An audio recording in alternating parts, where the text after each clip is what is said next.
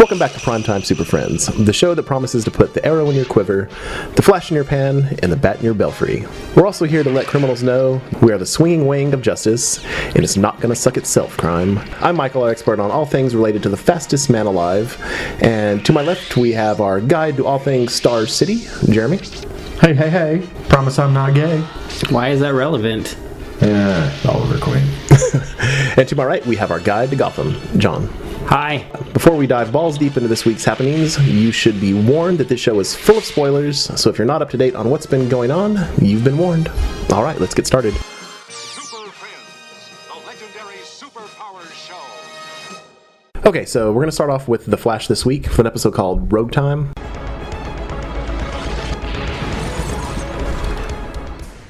We start off the episode with a continuation of last week with Barry going back in time. Gotta get back in time. He doesn't realize what he's done. You did it too. Yep. Huey Song. Lewis. Yep. You have to.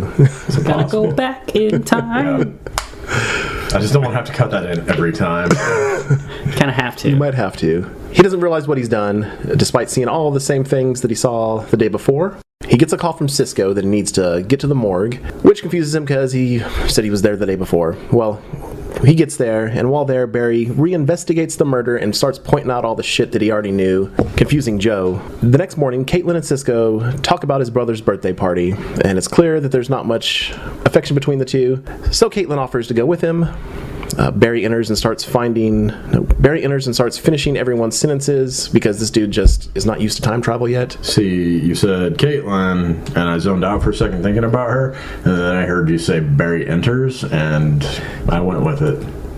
He also said finishes if you want to follow that. There's a full-blown Barry Caitlin porno going on in my mind right now. Let's talk about that. Let's talk about sex. Let's talk about sex, baby. Let's talk about you and me. I almost called you baby. That's I know. Yeah, I just stopped myself off too. Barry finishing everybody's sentences prompts Dr. Wells to talk with him about what he's done, about breaking the time continuum. He tells Barry to redo everything he did the previous time so he doesn't fuck up time too much, butterfly effect and all that shit. He then goes into his little super secret room, and Gideon, is that the thing's name, the computer's name, Gideon? Yeah. And Gideon lets him know that everything's still cool, but Dr. Wells tells Gideon to let him know if anything changes. Barry still vanishes in a crisis, or whatever it says. Did you guys have any take on that? Like, I like well-written time travel stuff, and I guess this is the idea that you can have a split timeline as opposed to relive the same timeline. I guess I would have rather seen him do all this stuff in the first episode Okay. without any explanation, and then in this one you actually see it from his point of view. That makes sense. No. You just blew my mind. Okay, say like in the last episode, Okay. he's doing all like the finishing people's sentences. He already knows what's going on at the crime scene and all didn't that. see how he did it the first time? Yeah, so it's like you don't get his point of view of everything. You're just like, what the heck is going on with him? And then in this one, you actually get, I got what you're saying. yeah, like it all lines back up. But in this, it's split into a different timeline, so it's like it's completely different as opposed to reliving the same thing, which I guess. Time travel just always fucks my mind, whether it was Back to the Future movies back in the day or it really anything since. It's always, there's so many fucking questions and like... Well, there is, and it just depends on what like theory, the material decides to believe in or whatever. Right. And I guess this, without getting too far Why do into I it, Believe I Can Fly stuck in my head. Right? because it's a glorious song, regardless of people being peed on. I'm sure. That makes it even more glorious. Yeah. Flying and peeing. Fuck yeah. I hope it was in like an alley after being at a bar all night. Creates a piss rainbow because it's raining pee. A piss rainbow? That sounds fucking magical as hell. Magically delicious. But No.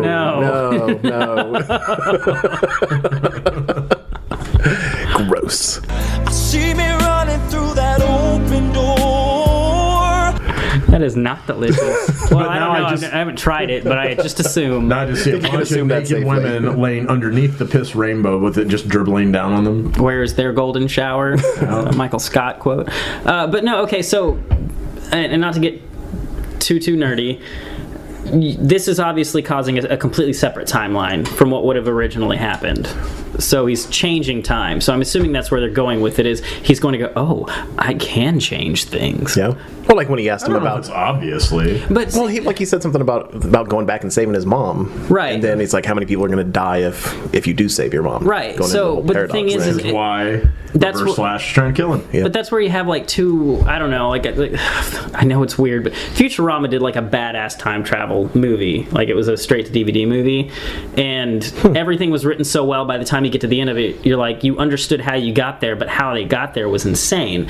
This way, it's like, it subscribes to the two different theories of there's an alternate timeline, but obviously the show's not going to write it where his mother doesn't get killed unless they really throw us a curveball. So then it comes back to the same They could do the whole conclusion. Flashpoint thing if they wanted to. Yeah, I don't know. I'm curious as to if they really thought this out long term as far as it all making sense. This is just me being nerdy. I'm sorry. I derailed. I'm willing to believe that they have got a pretty good plan on it. Yeah. I have faith in this show. I hope so, because I just, like, it's...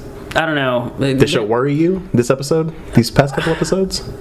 No, the episode before this was amazing. Oh, It was- just the time travel in general? the time travel thing is what threw me. It's like, I don't know, the conclusions of either in This is just planting the seeds. This is not meant. I don't think this is meant to be like this episode wasn't meant to be the answers for how they're going to deal with time travel going forward. It was planting the seeds for things to come. well, maybe. I just think that, it's there's the two theories. One theory is no matter what you do, the time frame or the outcome of your travel is still going to be the same, right? And then there's another theory where it just splits off into a completely different timeline. And this show, I just wonder if it's going to wind up playing both, which to me isn't very satisfying. That's just me. Like I The said, Flash always satisfies me, sir. I thought Arrow always satisfied you. Yes. Trifling. You gotta stick with one. Arrow does it better. Oh, okay. Flash does it faster. Exactly. Exactly. So it's like, Flash is like lunch sex for you. yeah, You just go home, you get it done, and you leave. it's a nooner. Yeah. And then Arrow is the one you go to bed with at night. And wake up with in the morning. All right. He doesn't seem like the kind of guy you'd wake up with in the morning, though. If Jeremy does it well enough. No, that's true. I mean, somebody's got to. I don't know. Fuck Oliver Queen. I swear I wish our technology was better. And we could actually like green screen Jeremy into it where it's like Oliver walks into a bedroom and Jeremy's just like, somebody's got to. And follows him in. Call me Speedy. All right, so Barry heads over to the police department where he sees Joe and Eddie speaking with Captain Singing in the Rain, because he's alive again. Well, not alive, but he's not paralyzed, I mean. Joe confronts him about being so quick with the clues at the morgue, but Barry shrugs it off because he's got a game plan. Totally ignoring what Wells told him, Barry runs to the tenement block and gets Martin before any shit goes down and takes him to the super secret prison under Star Labs. Everyone's confused about how he did it except for Wells, who knows what's up, not too happy about it. Meanwhile, at Don Santini's house in Central City, his goons bring in two masked people. Turns out to be Captain Cold and Heatwave. The pair are told to get the fuck out of town, but the rogues say fuck that, break out. You know you make me break out. Fuck everybody up, take over the crime, take over the mansion. Kind of cool. I know they could fight like that without their guns. Yeah, that's pretty crazy. They had some. Yeah.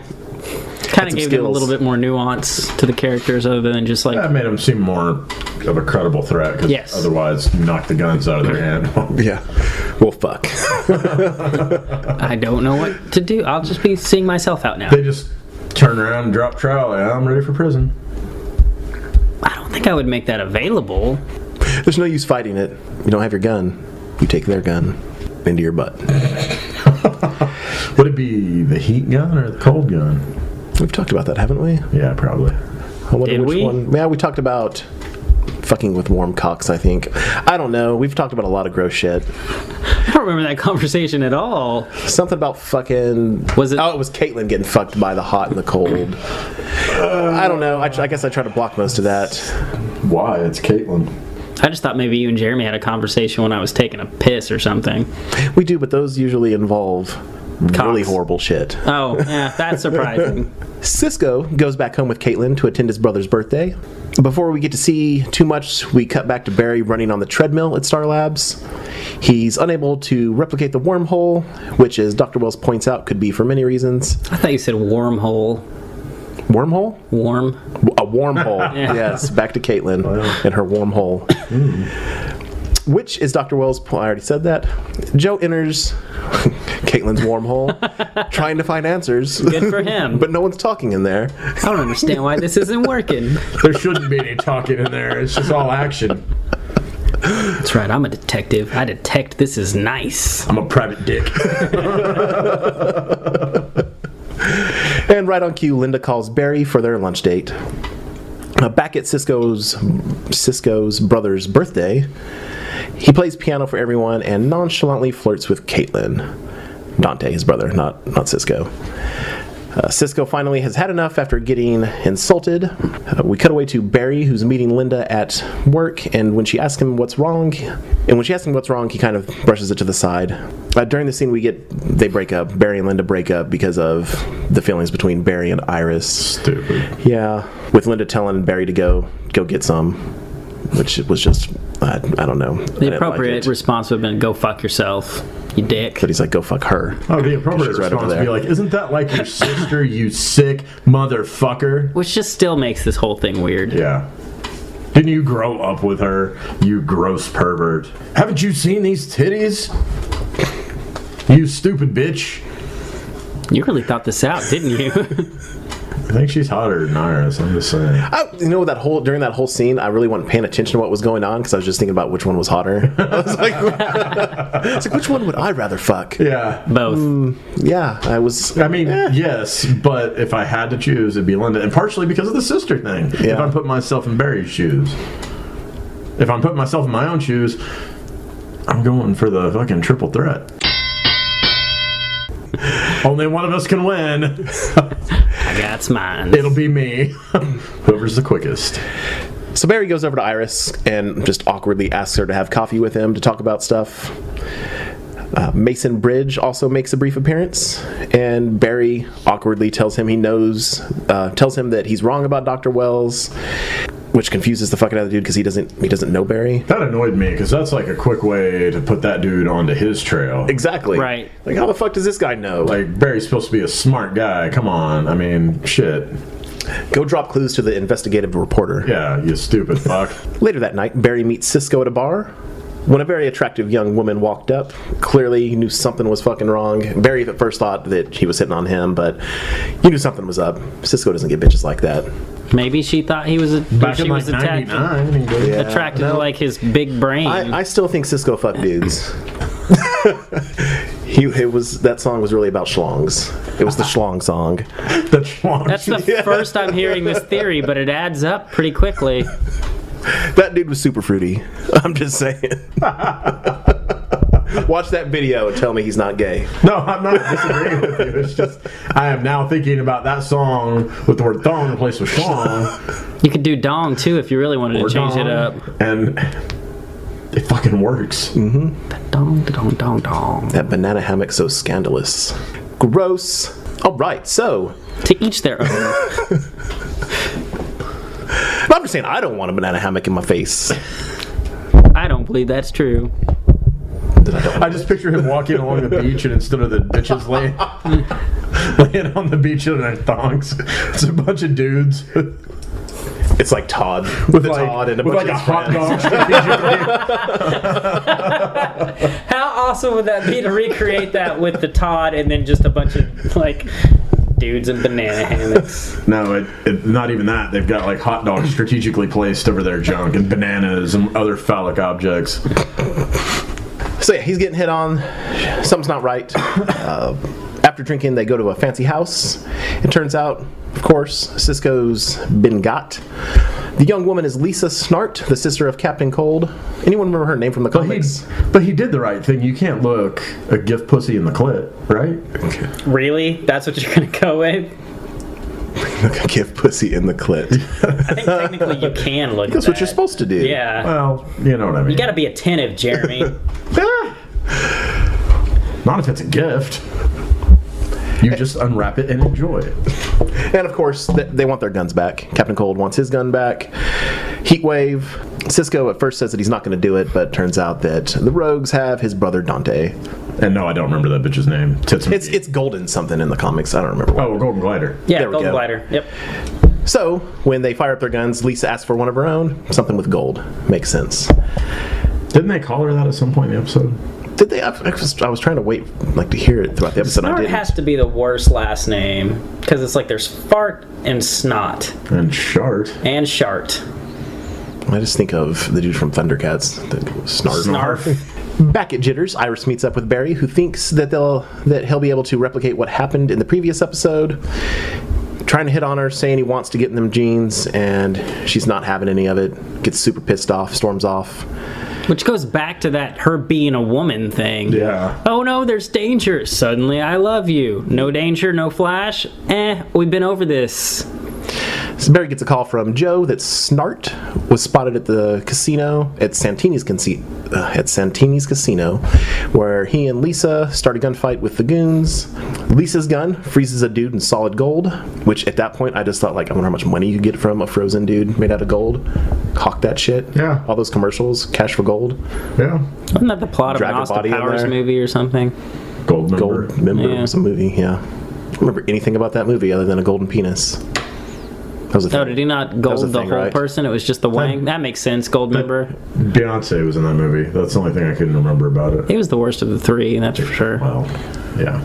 It killed the franchise. Yeah, that it did. Barry's able to remove everybody from the casino floor in a flash and takes Lisa hostage. Snart introduces them and tells Barry to let her go because he's got Cisco. Later, as they investigate what happened at the casino, Joe confronts Barry that witnesses saw the Flash and tells him to go to Star Labs after he reveals what Snart told him. Before he can leave, though, Eddie walks up, punches that dude right in the fucking face, because that's what you do when someone's trying to hit on your girl. That was the right reaction. He deserved it, yeah. It actually makes you, like, sympathize with Eddie quite a bit. But it makes... Hey, forget him. Suck my dick instead. You hit him. That's the way it goes. Yep, but it makes me not like Iris even more, because she keeps throwing all these villains in front of him, and then she immediately runs and tells Eddie. Yeah. Run, tell that. Cunt. Back at Star Labs, Barry and Wells look for any evidence of where Cisco might be, and Barry The can... beach. I just played out a scene in my head where it's like Barry just tells Iris what's up. I'm the Flash, and by the way, I went in some alternate timeline, and you had these feelings for me, but you don't now. You're a bitch. But that'll never happen. Sadly. Barry lays out what went down last time and how everything has gone wrong today, particularly with Iris. If he did that and then ripped her pants down, banged her real quick, and then whipped him back up and like she didn't even have a clue except for the quick It's orgasm. still rape, Jeremy. Even if they don't know? Yes. Oh. We had this discussion. Cisco, not Cisco, CeeLo. Yeah. Well, we had it years ago, I think, like at a bar or something, where we were talking about if your wang was so small and you raped somebody and they And didn't you're feel raped. it, and you'd inform them and you're raped. I believe we called that the Roethlisberger. We called it the Roethlisberger. That's horrible. God, you're horrible people. We learned it from watching you. I did, and I've always been this way. Oh boy. Wells outlines that it took the disasters of the previous timeline to jar those feelings in Iris, and then asks Barry how different he thinks the world would be. Now, it was at this point where Barry mentioned, we talked about it a little bit earlier in the show, where Barry said that he could save his mom, and this is where Wells asked Barry how different the world would be, or how many other people would die if his mother lives. A lot of people. And yeah, and right there you just go, oh, that's why he's going to chase him down. Yep. Which is, it weirdly makes the Reverse Flash an anti-hero. Yeah. Back at the mansion, we've got Heatwave watching Cisco and Dante, That sounded super sexual for some reason. because it's this show. I remember when I thought Arrow was the sexier show. Then we started doing this podcast. And they blatantly did an episode about Flash having sex. Oh, yeah. Dante is able to break free and attack Mick, which doesn't go well. Heatwave goes over and starts beating the fuck out of Cisco until Captain Cold and his sister enter. They don't enter Cisco, they just enter the room. God damn it. Snart wants Cisco to answer one question: who the fuck is the Flash? Cisco at first doesn't want to tell him, but then of course, not of course, but they're gonna kill fucking Dante. He freezes which looked horribly painful, but he freezes his brother's hands with his cold gun. So we flash back to Star Labs. They're trying to find out where Cisco is when he just suddenly appears. He apologizes to the group and reveals that he told Captain Cold Barry's identity. And Barry forgives him, telling him that he put him in the situation, and even despite that, he quits his position at Star Labs. Joe pays Iris a visit at her job, where he talks to her about Eddie and Barry, letting her know, hey bitch, stop playing games with these fools' hearts, because it's super fucked up. Quit playing games with my heart. It's like, if you love Eddie, fucking tell him, stop being a woman. But he did it nicely, as a father would, I guess. Listen up, bitch, stop it. Back at Star Labs, Dr. Wells brings Cisco back down to the containment-filled room, where he killed him in the previous timeline, but this time he uses it as a place of encouragement. Caitlin calls them up, where they learn Snart's plan was to force the casino to move its stash of money so they can attack it. Out on the highway, the truck moves with Snart, Lisa, and Mick following on motorcycles. The dudes in the back open the door and begin to fire at the villains, but their super duper guns make it too easy on them. Easy for them. Easy like Sunday morning? Yep. Barry runs up, pulls Snart off his bike. In the woods, Barry and Snart talk, where he tries to reason with the man about his line of work and why he does what he does. This is where we finally get the name The Rogues Gallery. Kind of cool if they dropped that finally. And Snart revealing he'll broadcast Barry's identity if captured. Afterward, Barry joins Eddie, Iris, and Caitlin back at Jitters, where Caitlin has come up with the best cover-up that Barry has something called lightning psychosis, meaning to Eddie and Iris that his brain's all fucked up from getting struck by lightning, which they believe, because I guess why not? She's a scientist. I'd believe what she said if they told me that. Pretty much, yeah. I wouldn't apologize for hitting the dude. No. Oh, no, It's like the thing from Something About Mary where the dude says, have you seen my wiener? It's okay to hit him at that point, Exactly. right? Back where Iris works, Mason Bridge is pulling an all-nighter on his Dr. Wells story when the Reverse Flash shows up. Pulling an all-nighter on Dr. Wells. That's fucked up. He can't walk. Dick still works, though. Apparently. I don't know that. I'm just guessing. You guys know his legs work, too. Oh, yeah. I guess his dick does work. Would he blow his cover just to fuck? Yes. Why wouldn't you? Exactly. He fucks up Bridge before finally killing him and... Sorry. That sex was so good I can walk again! That seems like something that would happen at church. Not the sex. Like some sort of revival or something. Yeah. What kind of weird church did you go to? Let me lay hands on you. You see that guy? What did Benny Hinn? No, what did the... Oh, that Yeah. guy. Is it Benny Hinn? Benny Hill? Benny Hinn. Yeah, Benny Hill's the... So yeah, he destroys all the shit that Bridge had on him. Barry talks to Dr. Wells back at Star Labs and asks him if he made the right choice letting Snart go. And just as he's about to ask him about Simon Stagg, he notices a report on Bridge going missing and decides to exit, getting all suspicious. He killed him good. Yeah. Later, Joe meets Barry at the crime lab, where Barry tells him that he was right about Dr. Wells. So yeah, guns and stuff. This episode was alright. It was okay. It was just one big setup episode. Yeah, I felt like it wasn't really like a good payoff to last week, though. But you can't really top last week. Last week was so good. No, it's like getting fucked really good for an hour last week, and then this week it was like, 3 minutes. Hey, sometimes 3 minutes is enough, though. I know. And this week it was enough. That's what I'm saying. Yep. Yeah. Next week we get Mark Hamill. Like, it'll get you there. Oh, we get the Trickster next week? I didn't realize that was coming up that fast. Yeah. Awesome. I'm kind of anxious to see that, given that they're going to throw a little, nostalgia in there. Yep. All right, so that's going to do it for The Flash this week. Next up, we got Arrow, because Gotham's not playing. Because fuck that show.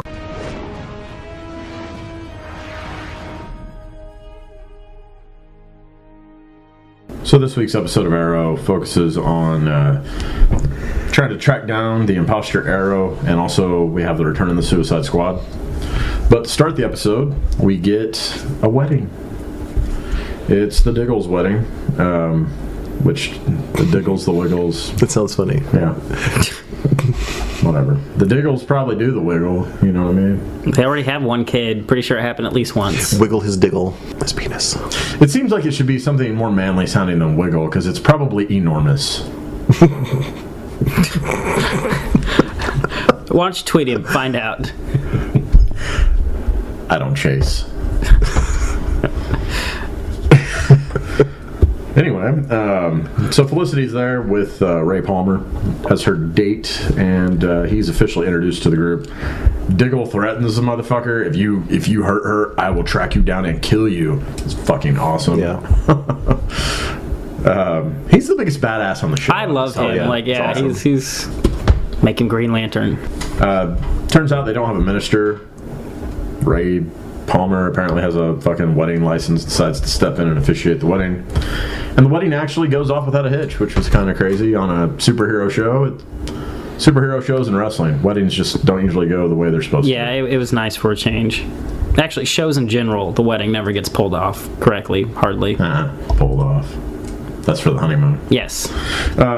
So Laurel shows up at the wedding and actually looks good in her dress, which was weird. Did you guys think that she looked better this episode for some reason? Look better, didn't look good though. Well, yeah, I'd hit it. But better. But yeah, it was Definitely better. I still think she looks good. I just think she looks crappy as the canary. Yeah, well, and I think maybe that's the thing is she was dressed like a fucking normal chick. And Yeah. She's got like partial Neanderthal face. I don't know. Something about her face I don't like. It's flat. No I ass. was watching very an flat. episode from season 1 the other day, and she had more weight on her, and she looked better? pretty Yeah, fucking yeah, sexy. she did. She looked really good in, Maybe that's in it then. the first season, and I don't know if somebody got in her head or if she just decided. Well, she was like, I Yeah. gotta be the Black Canary. Let me lose a bunch of weight. Nah, No, she bitch. looked better before. Just put on the leather. That's all it takes. Yep. And get rid of the Edward Scissorhands version of that suit. I don't like it. Felicity caught the bouquet. She has a moment with Oliver where he's saying, hey, if that motherfucker makes you happy, it can't be that bad. If it makes you happy, it can't be that bad. Sorry. Damn.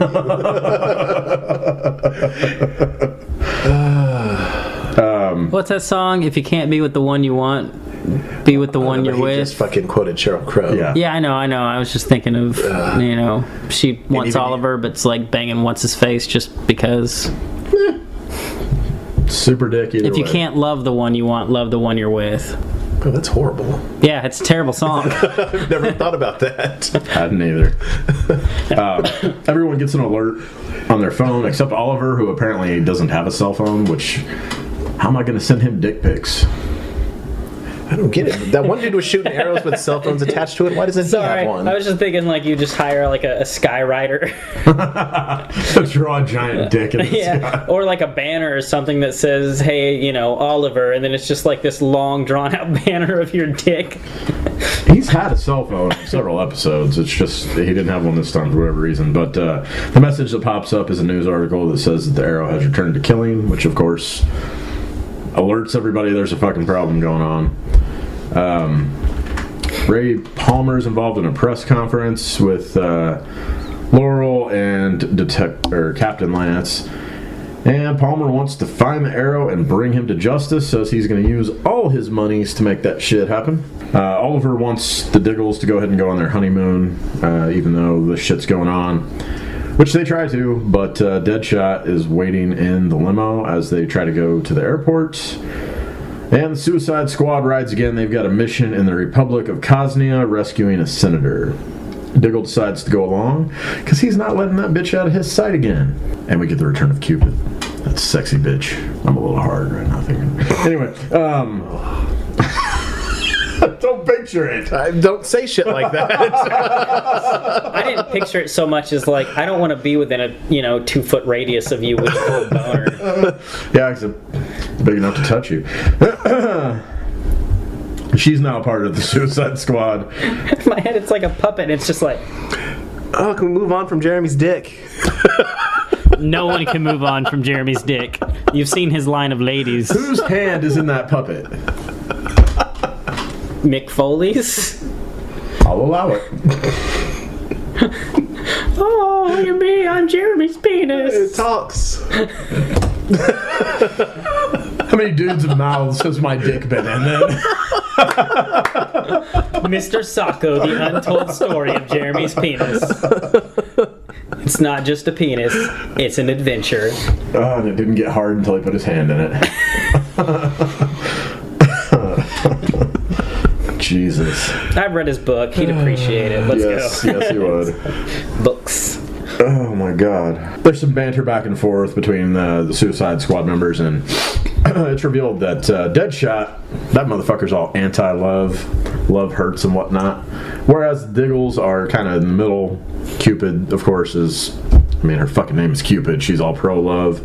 It's a recurring theme throughout the episode. And it ties into, we get an origin story for Deadshot. I thought that was awesome. Gives more depth. I like anything that like broadens the universe. Yeah.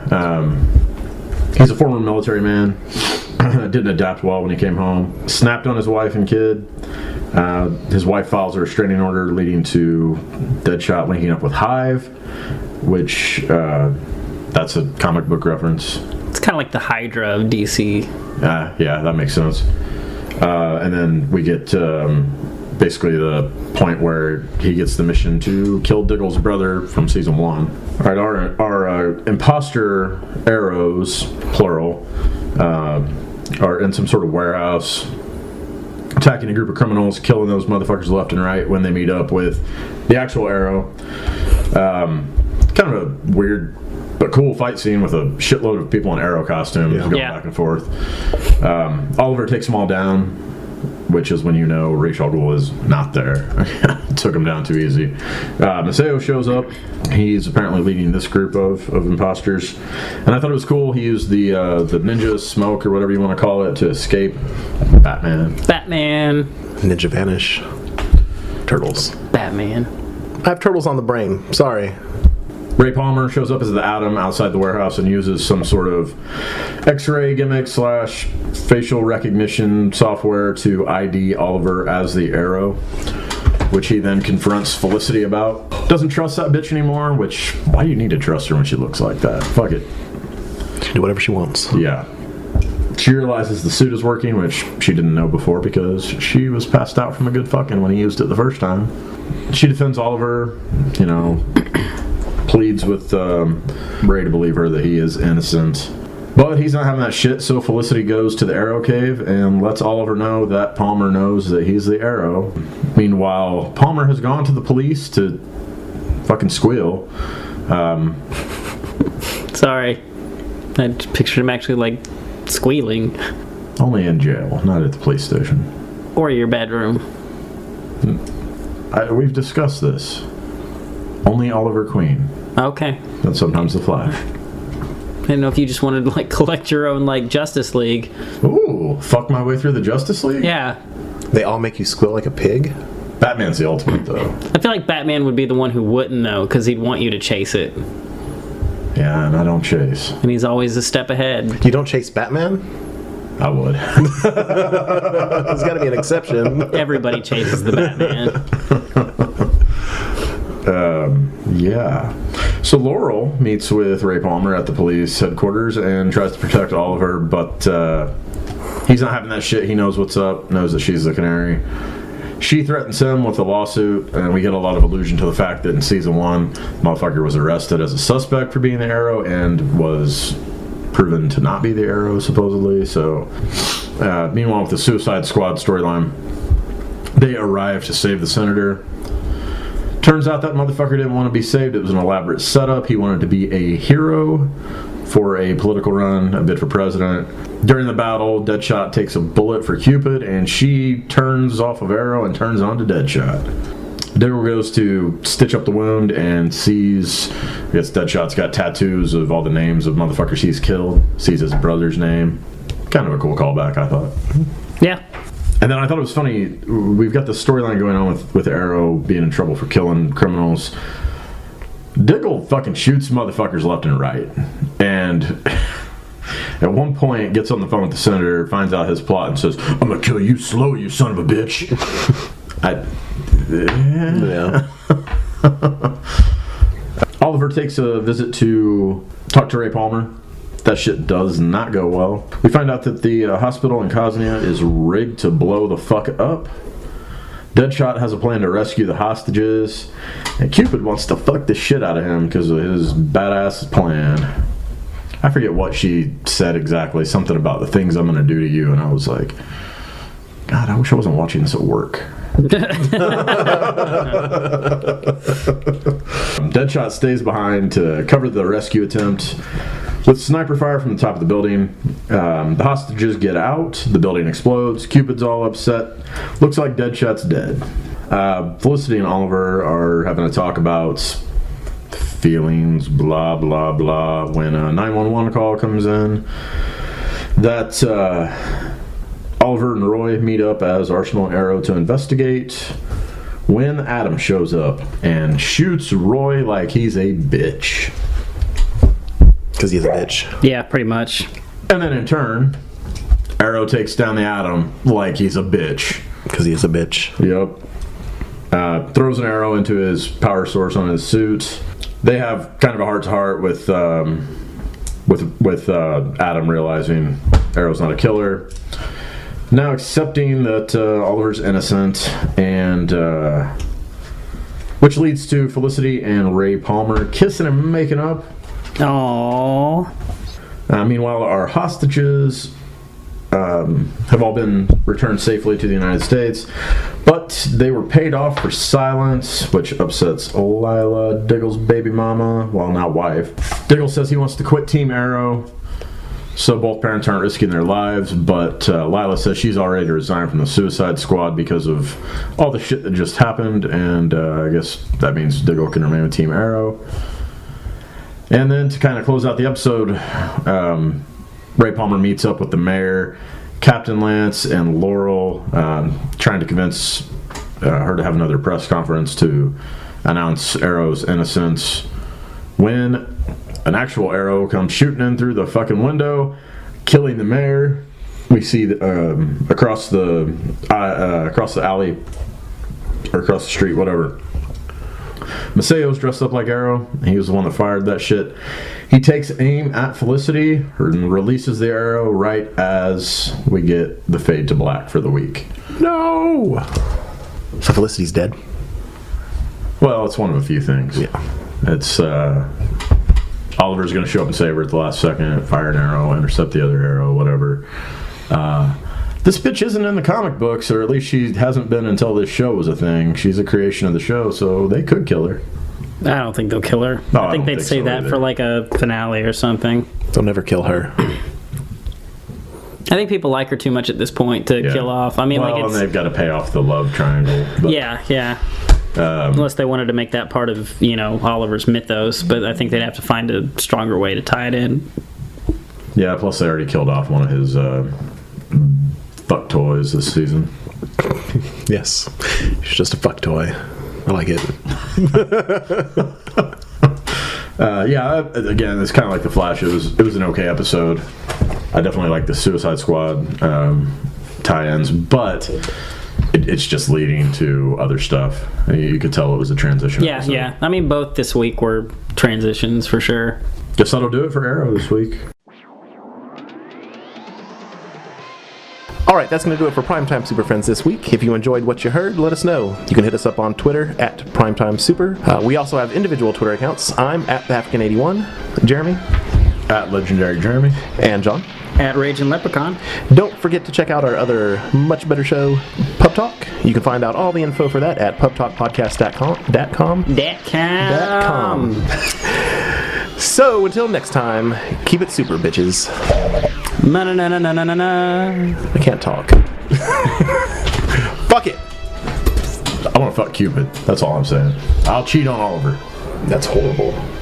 That's horrible. That's No, it's not. Good job. Just wrangle them both up. You'd be all right.